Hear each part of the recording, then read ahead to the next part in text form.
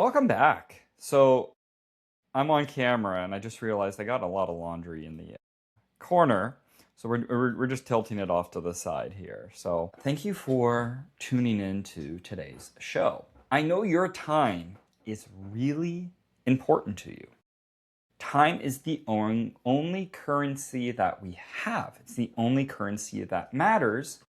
And here's why you should spend it on your health. And that includes listening to amazing podcast episodes on your health. You can make a lot of money. You can always rebuild a business. You can always make more money. You can earn back most things that you lose. You can't necessarily buy back time. You can slow down your aging process. You can buy more time back in the future, but once your age of 15 is done, you're 16, you'll never be 15 again. Time only moves forward. Even statistically, most people who spend money on buying their time back are the happiest. It's the best return on investment most people make. What's an easy example of this? You would hate probably cleaning your house. I know most people don't. My mom loves cleaning her house. And most people spend money on a cleaner to come in and clean their house. Here's easy breakdown of math. If you made 50 bucks an hour and it would take you 3 hours to clean your house, 150 bucks. But let's just say it costs you 100 bucks for someone to come in and clean the house, regardless of if it takes them an hour, 2, 3, 4 hours, doesn't matter. And all of a sudden, you don't have to spend 3 hours cleaning your house. And it costs you 100 hours. Well, you get basically those 3 hours back in return. To make up for that cost, you work 2 extra hours at work. You've just gained 1 hour. And those are the types of services that make people happiest the most. It can be meal prep. It can be your laundry. It can be any other kind of service you can think of. Even I'll mention food. Meal prep is a good example. Obviously, going out to eat at a restaurant takes time. That's why fast food is very convenient and it doesn't take as much time. You're on the go, you spend money on it, and that's half the time what you're paying for. The coffee at Tim Hortons is not that great, but that, $2, it's basically an extra $2 than what it would have taken at home. If it saves you 5 minutes in the morning, that might be worth it for some people, right? Think about your health now. So many people waste their 20s, 30s, and 40s not taking care of their health. And health and time are very synergistic. Health is wealth, and money is time. So you will never regret spending your money on your health, especially before it's fully lost. A rich man has 1,000 problems. A rich, sick man has 1 problem. Again, health is time, and time is the only currency you can't refill. My job as a trainer, my whole job is trading my time so others get more from their own time back in the form of health, wealth, quality of life, right? Someone, they walk in, they're a little tired, they're foggy, they're stuck in a rut. They work with me a few months later, and they get the energy back that they so desperately wanted. That energy shows up everywhere. Their work, their relationships, their own drive for their life. So we're going to break down the real math of why investing in your health is one of the best investments you can ever make in your life. You don't need to hire me. Just listening to this podcast for 20, 30 minutes is a form of investing your time to get something out of it in return that can be very valuable for you. And if all that is a little bit of motivation to get your shit together and get to the gym, then so be it. The formula that ties money, health, and time together. Let's just say you spend $2,000 a year on fitness. In the grand scheme of things, if you take home, let's just say 100 grand, which isn't actually that much in Canada anymore, but let's just use easy numbers. 2% of your income is spent on your fitness. That's it. But your training makes you sharper and richer at work and at life, you're going to get a lot more back in the form of quality, right? You prevent wasted time and burnout, and it adds years to life and life to years. And you're going to get the most out of the gym being with a great trainer. If you go at it alone, you're still going to get a decent return on investment, but it might take you twice as long. You might fumble and you don't know how to speed run, how to get to the right formula. So, time is money. Health is wealth. Wealth and money are basically similar, hence time is also health. And that's how I see it. You trade time for money, and that's a job. That's a business. That's the deal everybody makes. But money isn't the end game. It's just stored time. Because you're trading your time for that said money. Hours of your life converted into something you can use later. Now let's follow the circle to the next step. Your health decides how much usable time you actually have. A lifelong, that time being spent sick, exhausted, and pain isn't really worth living to its fullest. It still is worth living, you're just not going to get as much out of it. Have you ever seen the movie, I think it is literally called Time or Timeless? It's got Justin Timberlake where they have like the clock on their forearm wrist area that shows how much time they have, and currency is time. It's kind of an interesting concept like that. Real wealth and health can't be stored in a bank account. It's stored in you. Real wealth is having time, energy, and capabilities to use what you've built. You use your time to get money. You use your money to get health, and then you use it to get wealth. And health sits in the center of all of it, right? You neglect your health, and the rest of your currency's lost value. So what is the return of investing $2,000 a year on your health? Why am I using this number? Maybe it covers your gym membership and some personal training packages. That's what I'm using it for. It sounds like a lot, especially upfront. A gym membership, quality food, and a few sessions with a trainer. But look at what you get back. People who exercise regularly spend a significant less amount on their actual health care. The healthcare industry is being reactive. Actual healthcare is proactive. And studies say that the difference is hundreds of dollars over the course annually, which is thousands of dollars in a lifetime. Realistically, you're going to have less lost work days from sickness. You're probably going to work better at your actual job. You're more inclined to get a promotion, I would assume, if you're a higher productive employee, which would naturally just pay for itself. You're not going to need as much medications. You're not going to need as many surgeries. And the slow erosion of your energy that just makes things harder isn't going to happen.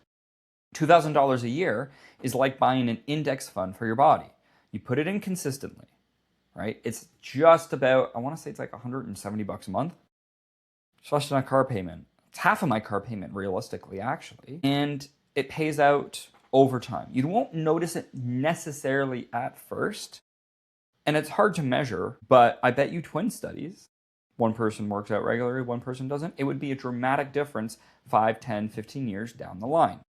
If you're telling yourself you can't afford to invest into your health, run the math on what poor health actually is costing you.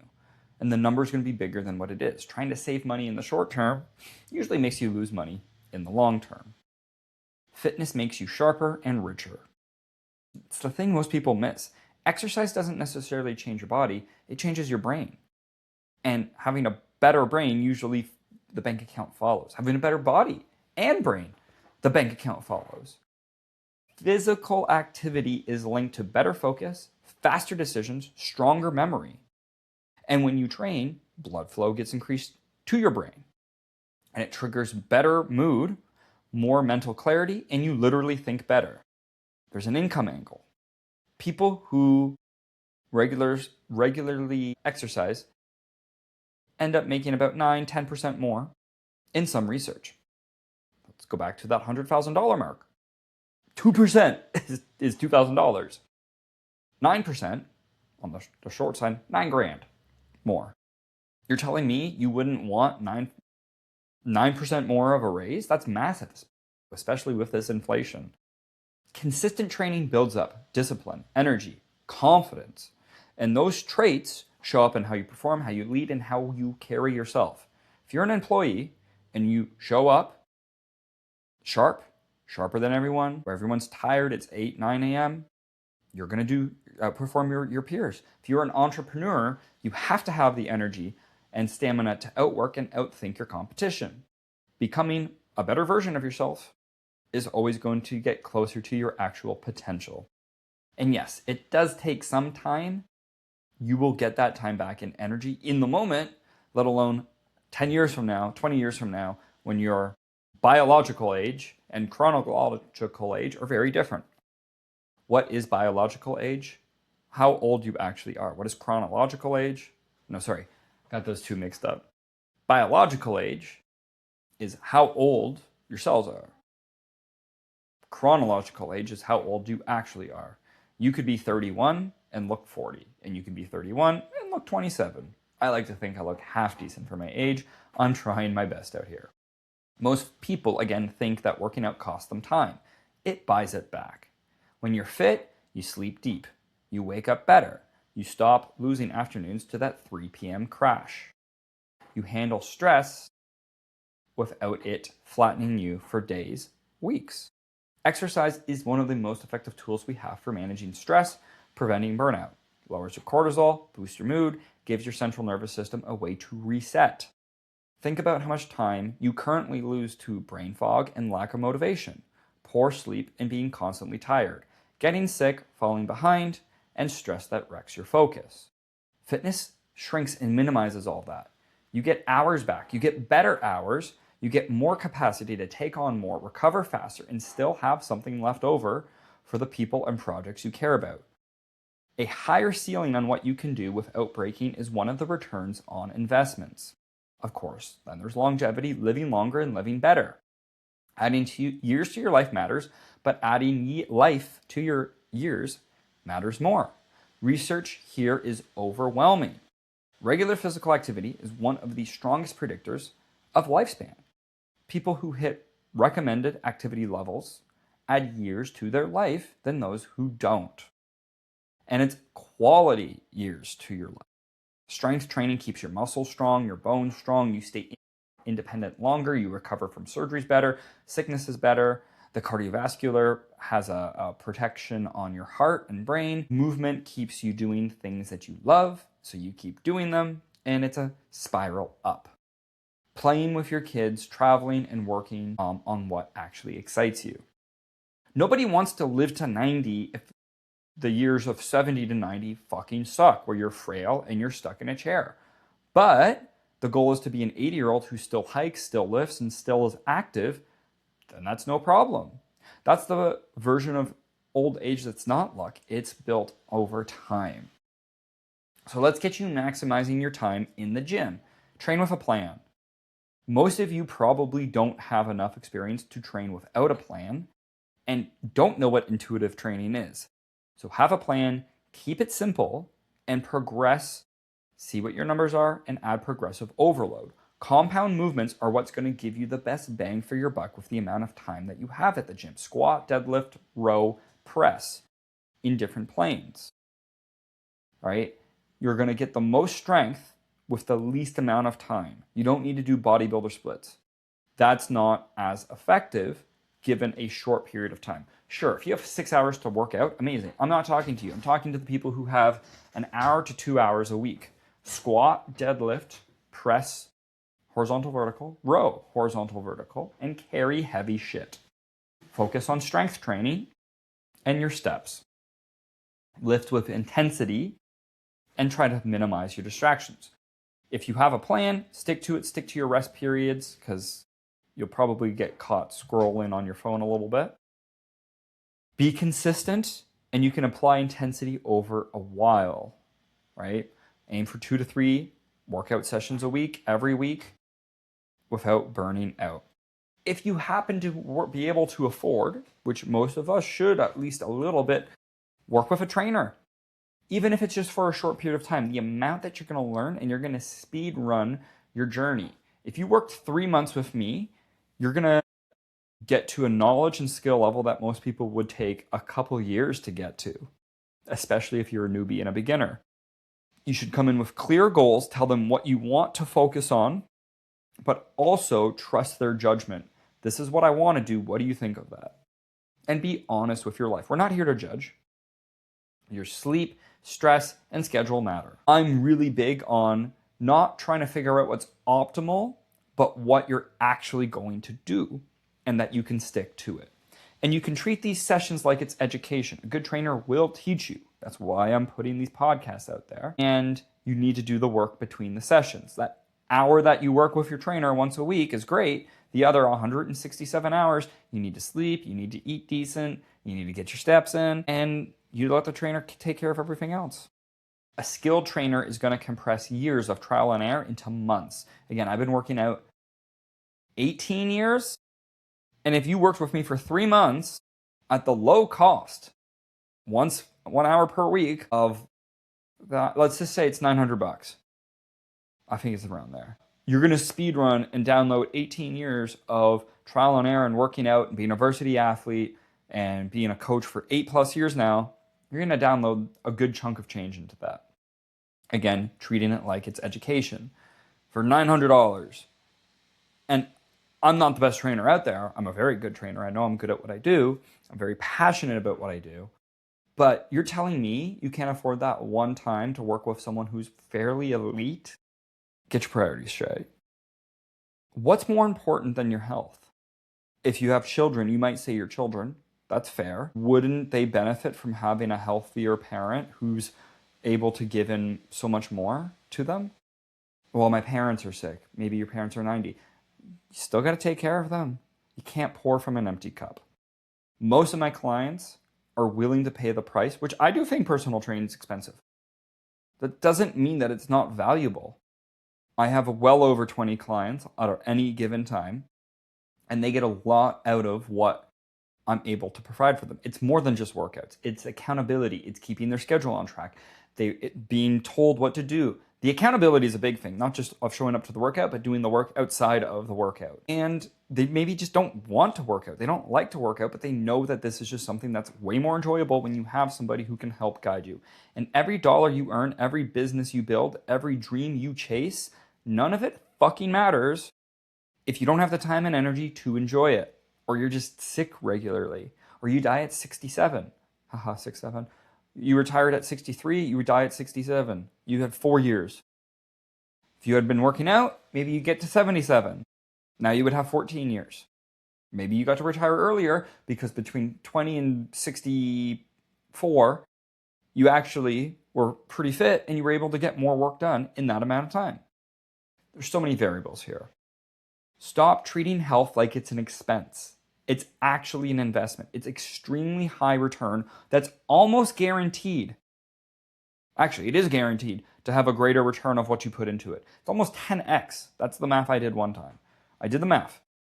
You spent 1 hour from the age of 30 to 80 for your workout. It's 3 times a week, so 3 hours a week. You would get 10 extra years in life, and it would take you about 1 year of time. So that's a 10x time on return. That's amazing. Tell me one other fact or investment that you could spend that little amount of time in and get a 10x return, pretty much guaranteed. The clock's running out. Tick, tick, tick. The question is, are you spending your time building a body and mind that can take you through that time? Or are you watching the clock tick away? Invest in yourself. It's the only currency that actually compounds. Again, time is our only currency. Health is wealth. That was 21 minutes. And hopefully you get a good chunk of health in return. And until next time.